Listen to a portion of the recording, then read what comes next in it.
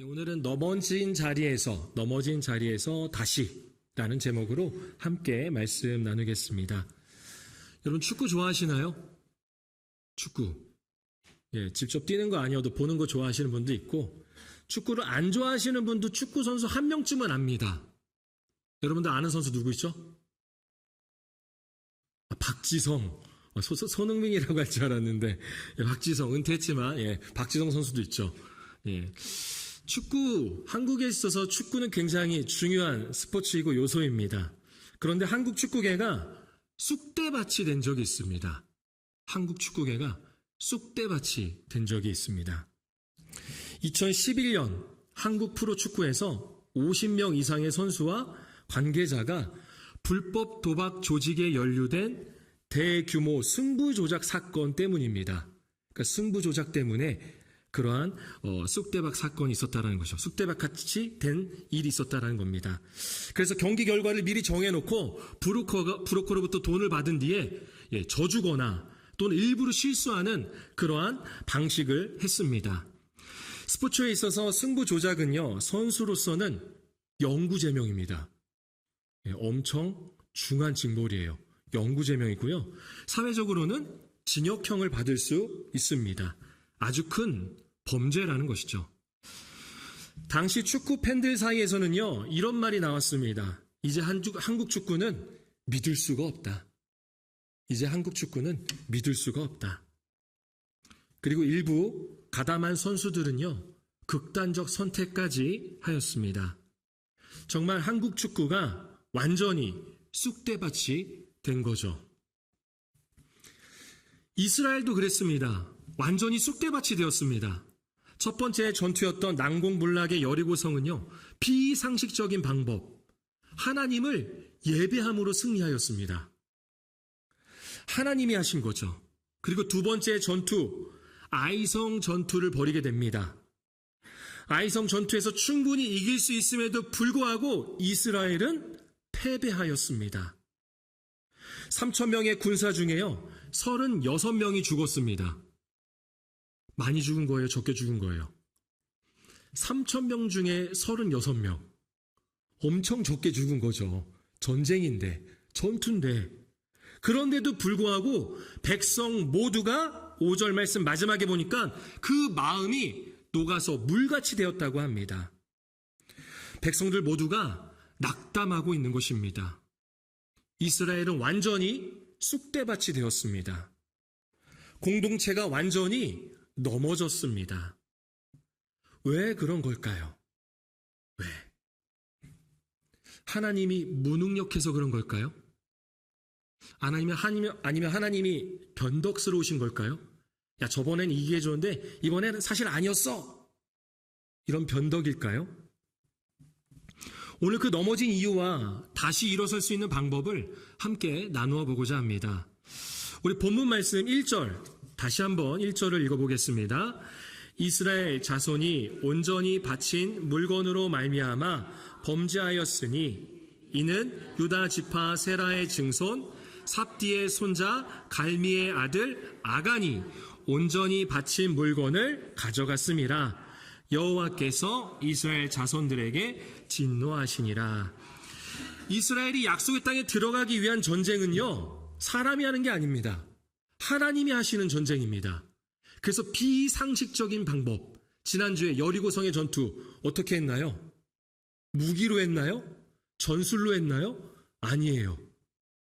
예배함으로 했습니다. 예배함으로.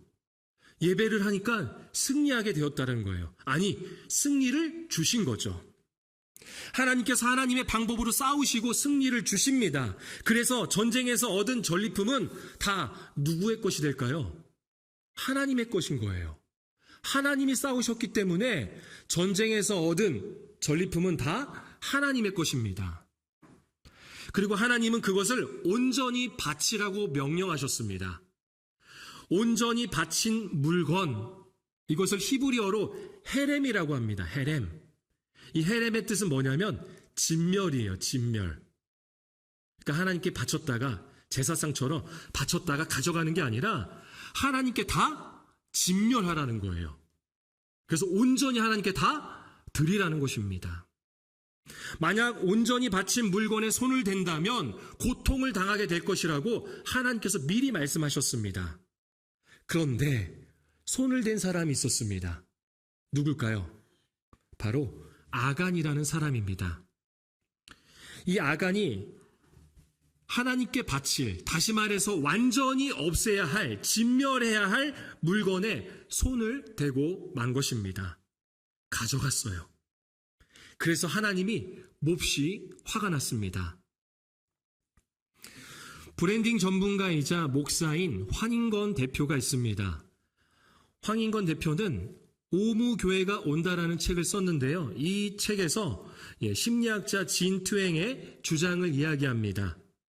심리학자 진 트웽은요, 1970년대 이후, 아마 여기도 그런 분들이 계실 거예요.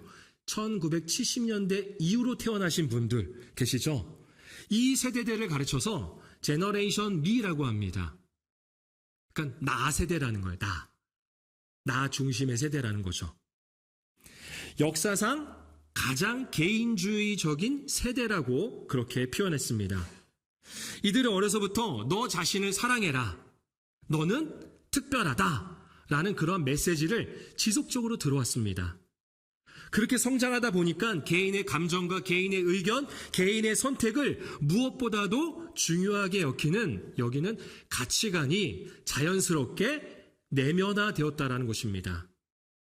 그래서 이러한 사고방식은 개인의 자율성과 자기 표현에 긍정적인 영향을 주기도 하지만 반면에 전통적인 사회 규범이나 권위에 대한 존중은 점차 약화시켰다라는 것입니다. 그래서 학교, 가정, 직장뿐만 아니라 교회의 위계 질서나 규범적 역할들이 의미 있는 전통이라고 생각하기보다는 불필요한 제약으로 여길 때도 있다라는 거예요. 이로 인해서 공동체보다는 나에게 어떠한 의미가 있는가를 먼저 생각한다는 겁니다. 그러니까 교회, 직장, 학교에서 하는 그 모든 것들이 공동체적으로 보기보다는 그게 나한테 어떠한 유익이 있는데 나한테 의미가 있을까? 나 중심으로 먼저 생각한다라는 거죠. 그래서 사회적 책임보다는 개인의 만족과 권리를 우선시하는 문화가 형성되었다라는 겁니다. 그러다 보니 도덕적 규범이 그렇다고 해서 도덕적 규범이 약화되기보다는 중요한 것은 개인의 선택과 자유가 존중받아야 한다는 그 가치가 더 우선순위 되었다라는 거예요. 그러니까 고의적으로 도덕적 규범을 약화시킨 것은 아닙니다.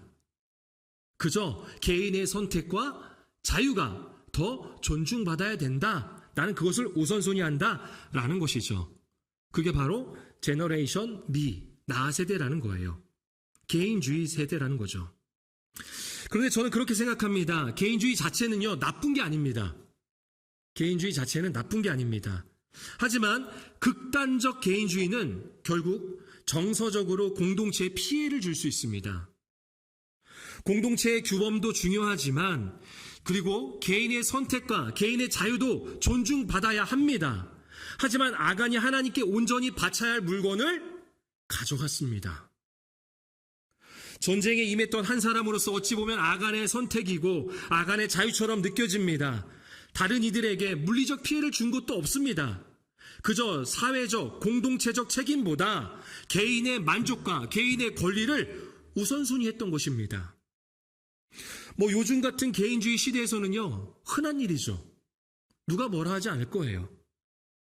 그런데 하나님의 명령을 어기면서까지 한다면 이것은 극단적 개인주의라는 것입니다. 여러분 한번 생각해 보세요. 앞으로 더 많은 전쟁이 이제 벌어지게 됩니다. 그런데 아간이 전리품을 가져갔는데 아무 일도 일어나지 않다고 생각해 보세요.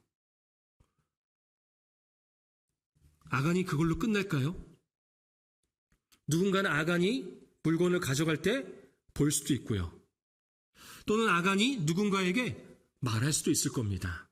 야, 있잖아. 나 사실 아이성 때 괜찮은 옷이 있길래 그거 슬쩍 했다. 가져왔다. 이거 봐봐. 엄청 멋지지? 근데 사실 옷만 챙긴 거 아니야. 이거 봐봐. 은도 있고 금도 있어. 야, 불태워버리기엔 너무 아깝잖아. 이걸 진멸하라니. 이 아까운 걸. 너 나중에 다음 전투 때 나랑 같이 가서 같이 한번 해볼래? 같이 가져가 볼래? 충분히 말할 수 있습니다. 개인주의는 공동체를 점차 약화시킵니다. 그런데요, 극단적 개인주의는요, 공동체를 넘어지게 합니다. 쑥대밭으로 만드는 거죠. 여러분, 마음은 생각을 만나서 말이 되고 행동이 됩니다. 그리고 개개인의 행동과 말이 같은 사람들이 모여지게 되면 분위기가 됩니다. 그리고 그 분위기가 하나가 되어서 점점 커지면 이것이 바로 문화가 되는 거예요. 우리는 어떠한 문화를 만들어 가야 할까요? 극단적 개인주의를 멀리하고 하나님이 중심 되시는 공동체를 만들어 가야 하지 않습니까? 그러기 위해서는 하나님의 말씀이 마음에 심겨지고 그 마음에서 생각으로 그리고 생각에서 말과 행동으로 나타나야 합니다. 우리의 말과 행동은 분위기가 되고 하나님이 원하시는 문화를 형성할 수 있는 그러한 공동체가 될 수 있기 때문입니다. 이스라엘이 넘어진 두 번째 이유는요, 교만입니다. 우리 3절 말씀 같이 한번 보도록 하겠습니다. 3절 함께 읽겠습니다. 여호수아에게로 돌아와 그에게 이르되 백성을 다 올라가게 하지 말고 2-3천 명만 올라가서 아이를 치게 하소서. 그들은 소수이니 모든 백성을 그리로 보내어 수고롭게 하지 마소서 하므로. 아이성과 전투하기 위해서 아이성에 정탐꾼을 보냈습니다. 돌아온 정탐꾼들은요, 아이성의 규모가 작다라는 보고를 합니다. 그래서 2-3천 명이면 충분히 이길 수 있다라고 그렇게 보고를 하는 거죠. 방심하고 있는 것입니다. 그런데 맞습니다. 아이성의 군사력이 진짜로 얼마 되지 않습니다.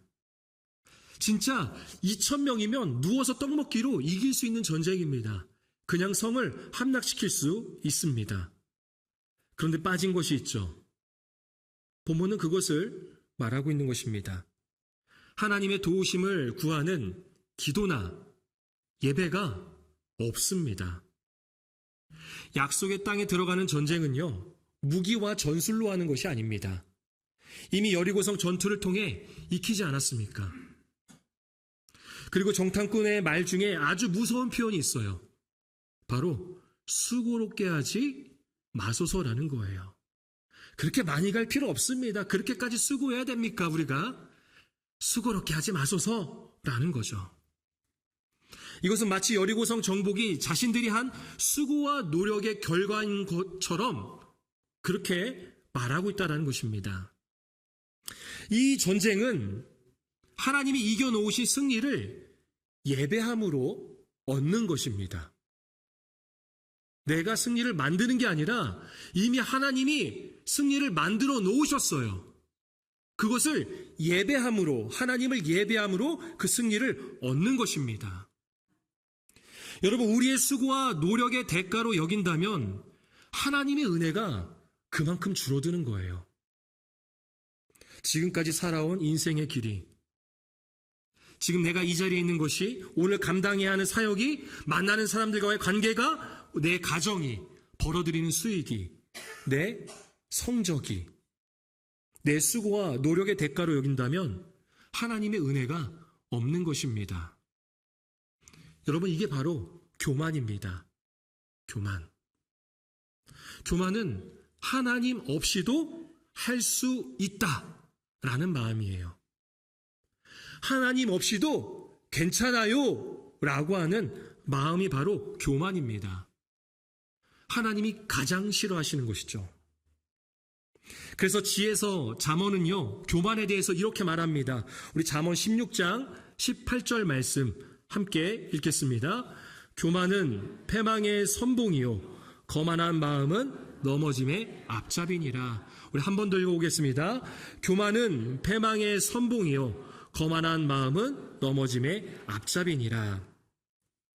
교만과 거만한 마음은요, 같은 의미입니다. 결국 교만은 멸망에 따르게 되고, 그리고 교만은 파멸하게 된다라는 거예요. 교만은 결국 진멸하게 된다라는 겁니다. 혹시 내 마음에는 교만이 없는지 점검해 보았으면 합니다. 아니면 여호수아를 포함한 이스라엘 모두가 그러했듯 공동체에 교만함이 없는지, 내가 속한 공동체 하나님 없이도 괜찮고 하나님 없이도 할 수 있다라는 그러한 교만함이 없는지 우리가 깊이 생각해 봐야 합니다. 교만한 마음으로 하나님의 약속을 따른다고 할 때 오히려 넘어집니다. 하나님이 그렇게 하십니다. 내 눈에 보기에는, 우리의 눈에 보기에는 충분히 할 수 있을 것 같고 결과를 얻을 것 같지만 하나님이 망하게 하신다라는 거예요. 넘어지게 하신다라는 거예요. 쑥대밭으로 만드신다라는 거죠. 하나님 없이 할 수 있다는, 하나님 없이도 괜찮다는 그러한 마음과 생각과 행동을 당장 멈춰야 합니다. 그렇다면 어떻게 해야 넘어진 자리에서 다시 일어설 수 있을까요? 하나님은 여호수아에게 말씀하십니다. 우리 함께 13절 말씀, 13절 함께 읽겠습니다. 너는 일어나서 백성을 거룩하게 하여 이르기를 너희는 내일을 위하여 스스로 거룩하게 하라. 이스라엘의 하나님 여호와의 말씀에 이스라엘아 너희 가운데에 온전히 바친 물건이 있나니 너희가 그 온전히 바친 물건을 너희 가운데에서 제하기까지는 내 원수들 앞에 능히 맞서지 못하리라. 아멘. 하나님께서는 내일의 승리를 위해서 스스로 거룩하라고 말씀하십니다. 거룩하기 위해서는 아직 갖고 있는 그 하나님께 온전히 바쳐야 할 물건을 다시 하나님께로 올려드려야 합니다. 바쳐야 된다라는 거죠. 진멸해야 된다라는 것입니다. 그래서 결국 하나님께 온전히 바쳐야 할 것을 가져간 아간과 그의 가족과 그리고 그가 가지고 갔던 모든 것과 그의 소유물은 다 하나님께 바쳐졌습니다. 진멸되었다라는 거예요. 그렇다면 지금 이 자리에 또는 지금 내 생각에 아간은 누구입니까? 내가 속한 공동체에 아간은 누구일까요? 저기 있는 저 집사님일까요? 권사님일까요?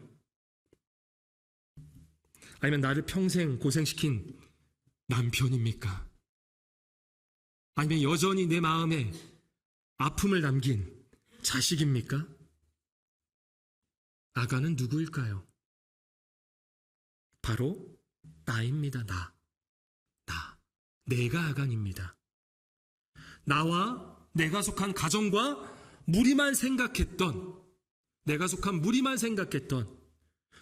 공동체만 생각했던 그러한 극단적 개인주의를 가졌던 내가 바로 아간입니다. 하나님 없이도 잘 살 수 있고 하나님의 약속을 받아낼 수 있다고 믿었던 내가 바로 교만한 이스라엘 백성인 것입니다. 그렇게 우리는 저주받은 자로서 우리가 하나님 앞에 진멸되어야 할 그러한 사람이었습니다. 그런데 예수 그리스도께서 우리를 위하여 대신 저주를 받으셨습니다. 그렇게 대신 진멸되어 주셨습니다. 우리 같이 갈라디아서 3장 13절 말씀, 갈라디아서 3장 13절 함께 읽겠습니다.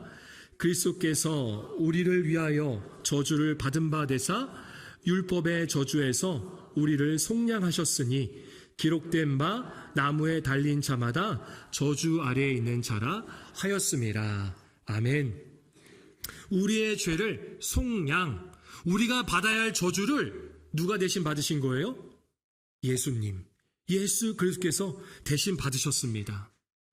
그렇게 우리가 하나님의 거룩한 백성, 하나님의 거룩한 자녀가 된 것입니다.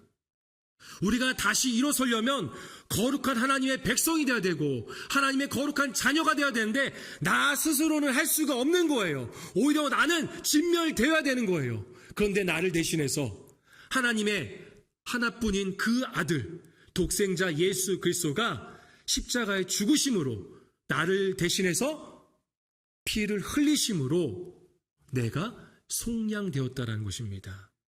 내 죄가 사하여진 거예요. 내가 그렇게 거룩하여진 것입니다. 우리가 다시 일어설 힘은 오직 예수의 십자가의 죽으심을 기억하고 그분의 흘리신 보혈을 의지하는 것입니다. 이거밖에 답이 없습니다. 마지막으로 여호수아 8장 1절의 말씀을 함께 읽어보겠습니다.